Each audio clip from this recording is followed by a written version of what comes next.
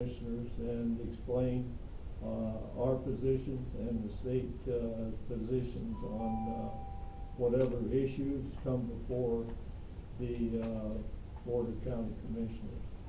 I think there's been a lot of miscommunication.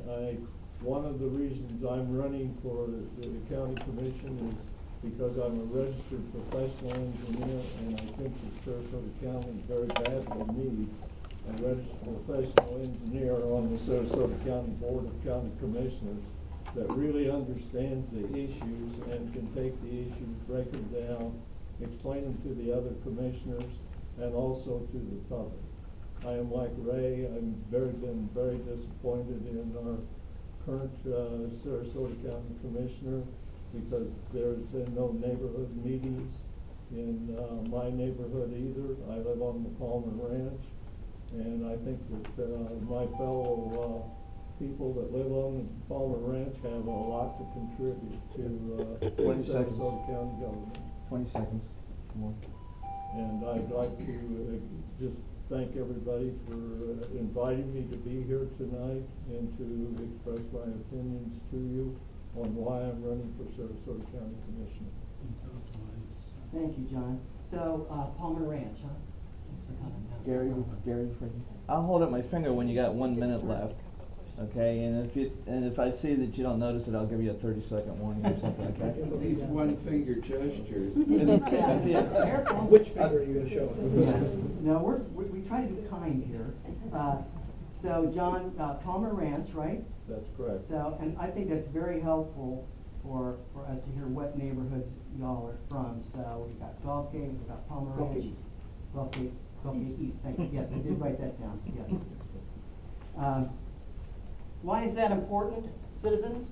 Because just like we can vote for all of the commissioners in the various districts, and we'll be doing that more and more as term limits take their full maturity through the commissioner board.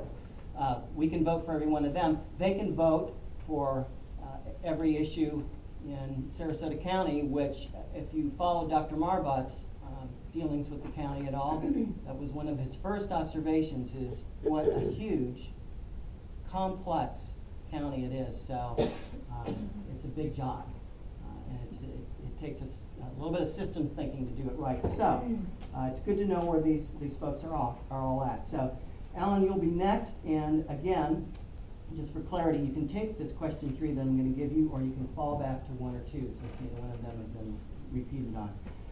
We're going to move to Nathan Benderson Park. Alan, what is your view on Nathan Benderson Park and the adjacent UTC Mall? Will it be an economic asset or an infrastructure burden to the county? Okay, first of all, I'll take a page out of both Ray and John's book. My name's Alan Mayo, and I want to introduce myself a little bit. My wife and I, who's sitting in the front row here, moved here 30 years ago, and for most of their lives we raised our 3 children here. My kids, because of my age, not my wife's age, are 43, 41, and 25. I've got a civil engineer for a son, I've got a website designer, my middle child, my daughter, and my youngest, my 25-year-old, is a Sarasota County deputy. So the kids graduated high school here. 2 of my kids and 1 of my grandchildren are here. My son and 2 more grandchildren are not here. I've had 4 businesses, so this isn't my first time remarking about businesses. My wife and I still have a vacation rental business up in Gatlinburg. We had 2 restaurants. Maybe some of you ate at those because we had them for a long time. The Frosted Mug restaurants. One was in South Venice and one is in Mid-County. And I was a principal owner of a very large engineering, planning, landscape architecture, and environmental firm that did a lot of the work in this county. I was an owner of that firm for the last 18 years. I retired to do this. Makes sense. I'm a planner. My degree is in accounting, and I'm a certified planner. So I think that's going to be very critical. If I were to name the three most important things, it's to maintain our quality of life, maintain the environment here, and jobs. I'm pro-business, and I'm also, unless somebody wants to do something extremely radical, pro-property rights. As far as that whole big area, I guess that would be to the northwest of us. First of all, let's take the rowing facility, Nathan Benderson Park. You had what I would call a stranded asset there. It was an old defunct borrow pit. It had been dug out so people could retrieve the fill and the rock out of the bottom of it. And we now have a big rowing facility. Will flourish because of that. It's going to be a wonderful thing when students from up north, 30 seconds. I'm told, are already coming to it to row and practice all their rowing when it gets wintertime up in Brown University and Syracuse and places like that. UTC, well, starting tomorrow, we'll see, but I haven't found too many people who are absolutely standing on ceremony and saying they'll never visit there. Thank you, Alan. And Alan, once again, the neighborhood that you live in? Oh, yeah. I live in Mission Valley Estates. It's on the north side of Laurel Road. And the county got redistricted. Well, I'll answer it. I'll talk more about that next time. Mission Valley, very good. And we're shifting off of District 4 here, and we're moving over to District 2. This is District 2 over here, 4 over here. So, Ray, just give the folks so they know, because not everybody knows where the district lines. District 4, you're going to be representing, well, you're representing the whole county, but what's the area District 4 covers again? It's sort of the central area of the county. It goes from Siesta Key eastward through Palmer Ranch, Gulf Gate East, and out east in that direction. It also kind of meanders around down toward Al's neck of the woods down in Nokomis. Very good. Very good. Okay. Pete, you'll be next. Will I? Yes, Pete Tyson, and WRI is write-in, correct? Write-in? It is right in. Very good. Okay. Let's just keep going right down the list here. And again, you have the option of doubling back on 1, 2, or 3 since we haven't heard a repeat. But again, this is a hot button issue for Fruitville and our communities south of Fruitville as well. Diverging diamonds. Do you believe proposed diverging diamond intersections at University and then potentially Fruitville and Bee Ridge interstate exchanges will alleviate gridlock on the north-south corridors, including I-75, Calumet, and Honore? And in general, what's your position regarding congestive traffic and its alleviation? I do not favor congestive traffic. That's a big point. That's a big point. But you see, for some people do. The people who want unlimited development, they say that if it gets congested, then the ordinary people, not them and not the upper class, but the ordinary people will be forced to take the bus, and you have county commissioners and city commissioners who will say that in so many words. They will say the F word, force. Force in government is dictatorship. It is, isn't it? Government forces you to do something? I think it is. Now, what kind of a government is a dictatorship? Communist or Nazi. One or the other, maybe a combination of communism and Nazism. So I do not favor congestive traffic. I do not favor forcing people to take the bus. Now, there are 8 people or 8 corporations who run Sarasota County. The 5 commissioners you're looking at, they're not the power. The power is behind the throne. The power is the individuals or consortiums who organize the donations, who are the bundlers. You have two candidates who have 99% of the money. They are presumably the winners. You know, we don't even have to have an election. That's just a formality. However, they do not represent the will of the voters. They represent the will of the 8 people or corporations. And this is the number one issue in the county. It's the number one issue in every election. It kind of doesn't matter who I am, doesn't matter who they are, because the ones who are going to win are the ones who have the 8 people's backing, or the 8 corporations. You can sit down and enumerate them with a piece of paper if you want to. It doesn't. They have 3 organizations: the Chamber of Commerce, the Builders Exchange, and there's another one. Well, anyway, you know. All right. So I'm coming from a somewhat About 30 different point of seconds. view. Yeah, and if you could, swing it back to the diverging diamonds. Oh, well, all right. You've got a distraction here. You've got traffic, which came about because Benderson wanted a lot of approval and a lot of money for his little. By the way, the Fruitville property and the university property. Well, they're both his. Okay, time. Well, you can return to that, Pete, if you like. So, and just for the record, your neighborhood. Alta Vista. Alta Vista. Very good. Thank you. We're missing Steve McAlister, so I thought there would be He one got person. tied up in traffic on Mayo. Steve was at the previous event with me, so I Very don't good. know if he's coming or. Well, the door is open, so. The sheet that you all have has information about Steve. There's an email, a phone number, and his website, so if you want to go and find out about Steve, that's available to you. This isn't Steve, is it? No, that's a No. telephone. We have a very busy business upstairs Yes. that we're very thankful for in Sarasota. And I might add, just as a little, oh, thank you, honey. As a little feather in your all's cap, and that have been involved with Fruitville community and have given us input and involved with Fruitville 210.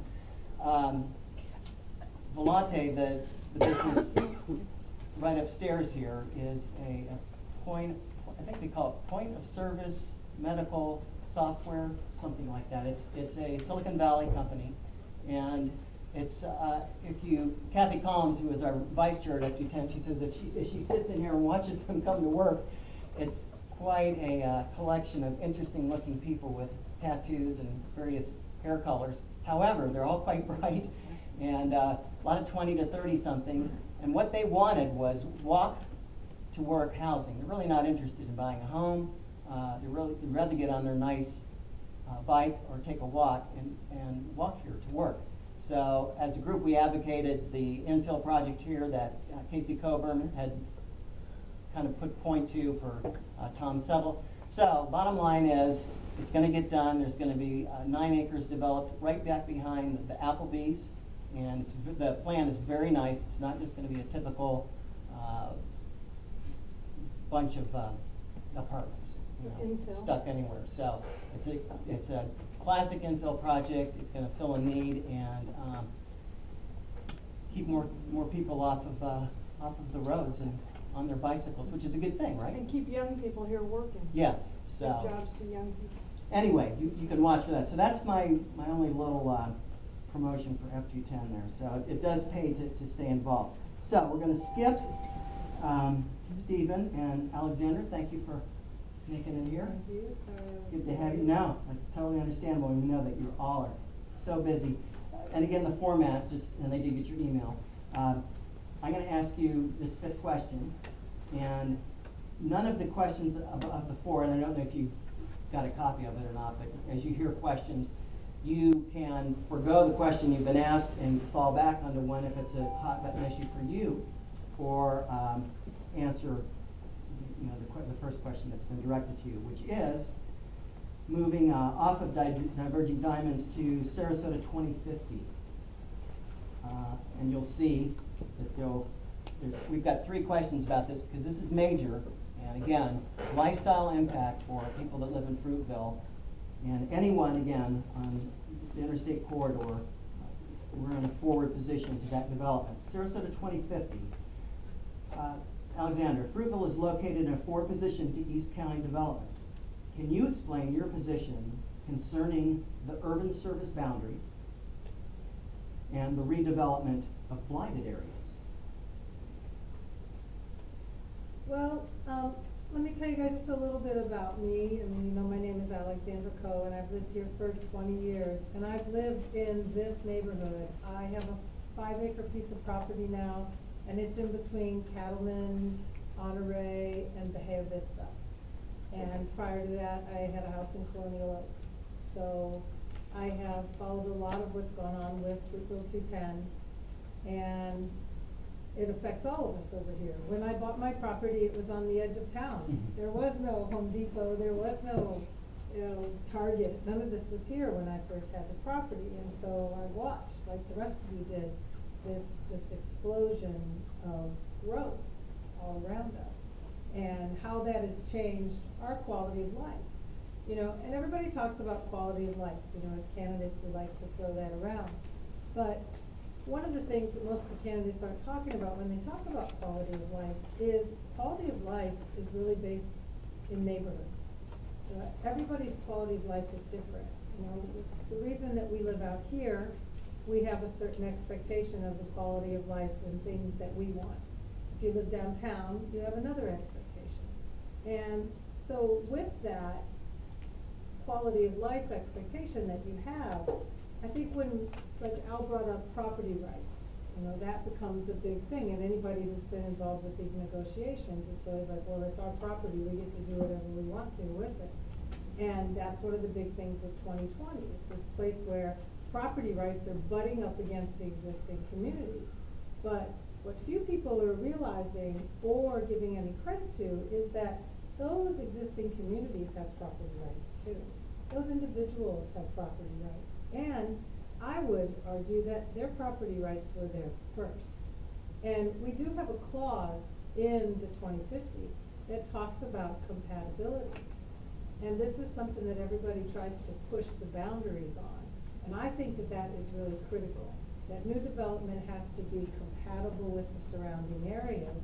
And specifically to some of the things that have been done with the Fruitville initiative, there's a vision that people have about how they want to see development at that interchange between Fruitville and University.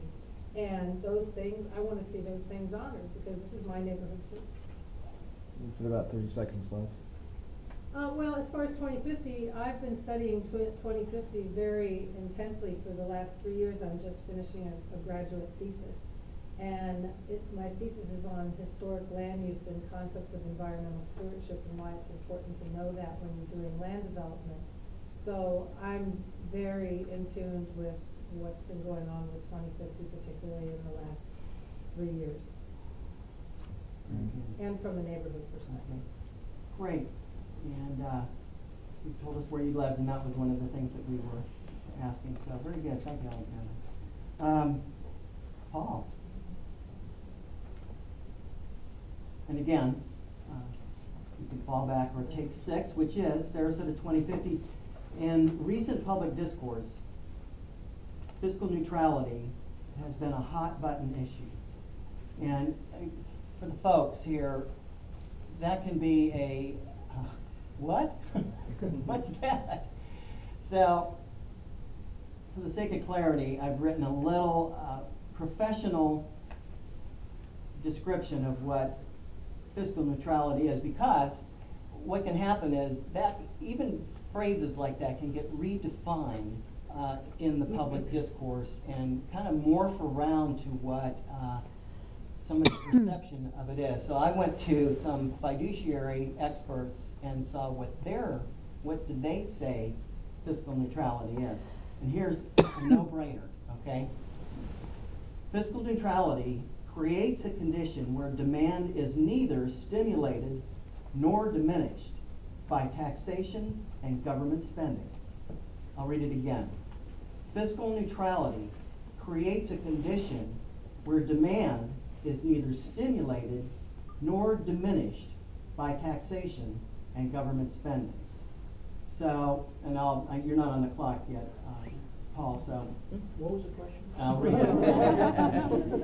I think that's important though. Too so many people- notes. People know what fiscal neutrality is, because it can sound kind of abstract, so. Basically not getting the county too extended, into development with its urban service boundary, police, water, fire, so forth, so. In recent discourse, fiscal neutrality has been a hot button issue. What's your approach towards fiscal neutrality?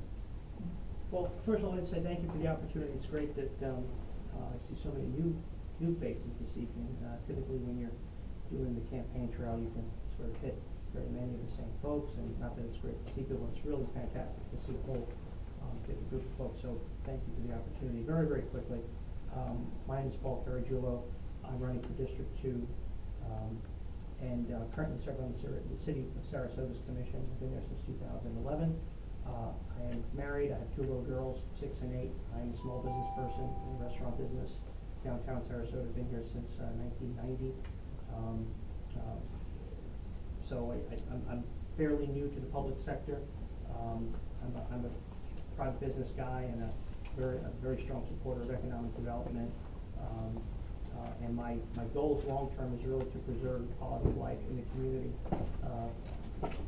To the extent that we can actually get people like my kids to stay here and have an economic base that's sustainable, that's not dependent completely on tourism or the largesse of people making their money somewhere else and coming here. You know, Florida used to be the reward for a life lived well somewhere else. Certainly not the way I see this community. It's a wonderful place. Who wouldn't want to be here? Before I forget, I do live in the Granada neighborhood. Granada is a small neighborhood tucked in the corner of the city of Sarasota between 41 and Siesta, on the North Bridge to Siesta Key. Wonderful neighborhood, a lot of kids, a lot of dogs, a lot of trees. And we don't attract too much attention to ourselves, and we sort of keep that way. Let me explain this about fiscal neutrality. Very oftentimes we get tied into these terms that are sort of conceptual, and it's really based upon the idea that things should pay for themselves, which is not a novel idea. My problem is I try not to get locked on sound bites, and I try to see how things equate to a policy standpoint. And if we say things paying for themselves, let's make a very simple example, and I'm going to try my best because this is not a 1-minute thing. No, it's a tough issue. Okay. So what I'm going to explain to you is if you want to hold people to a certain standard, which is collecting a certain amount of money to offset the cost of infrastructure, which is totally normal and acceptable thing to do. It's done all over the planet. It's done well, some places not so well, other places. 30 so you have to seconds. have clearer standards. If you want things to pay for themselves, you have to look to the folks who are controlling